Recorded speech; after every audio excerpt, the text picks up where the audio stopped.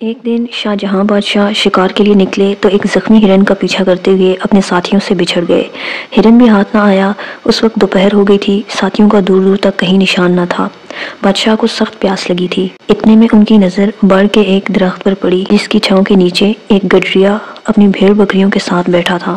بادشاہ جو اس وقت شکار کے کپڑوں میں تھے، گڈریے سے پانی مانگا تو اس نے بتایا کہ ساتھ لایا ہوا پانی ختم ہو گیا ہے۔ اس نے فوراً ایک بکری کے دودھ سے برتن دھو کر دوسری بکری کا دودھ بادشاہ کو پینے کے لیے پیش کیا۔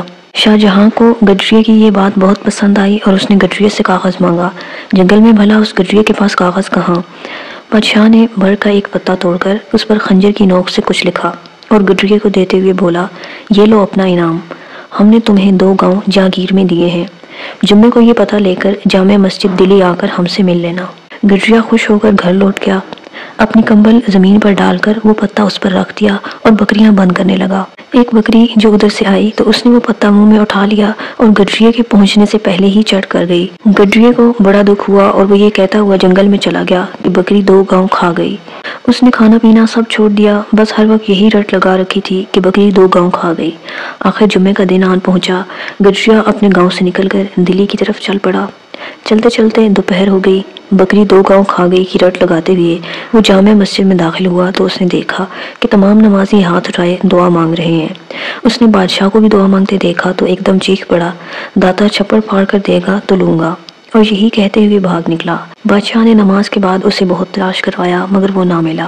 جنگل میں پہنچتے پہنچتے گڈریے کو شام ہو گئی اور وہ وہیں ایک بڑے پرانے درخت کے اوپر چڑھ کر بیٹھ گیا۔ رات کو کچھ ڈاکو وہاں آئے اور گاؤں میں ڈاکہ ڈالنے کی باتیں کرنے لگے۔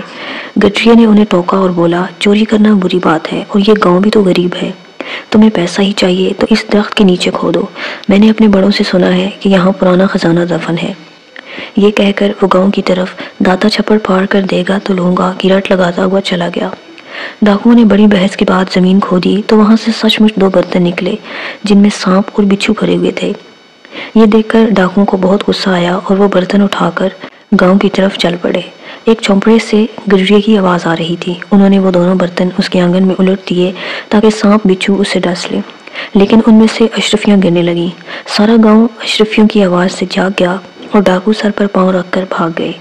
گڈریے نے دولت دیکھ کر نعرہ لگایا، داتا تو سچا ہے، تو نے مجھے چھپڑ پھاڑ کر دیا ہے۔ اگلی صبح بادشاہ کے ملازم بھی گاؤں پہنچ گئے اور اسے دربار میں لے آئے۔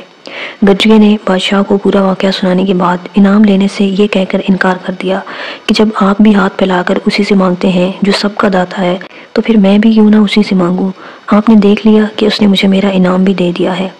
بادشاہ نے عزت کے ساتھ گڈریے کو اس کے گاؤں بھیج دیا۔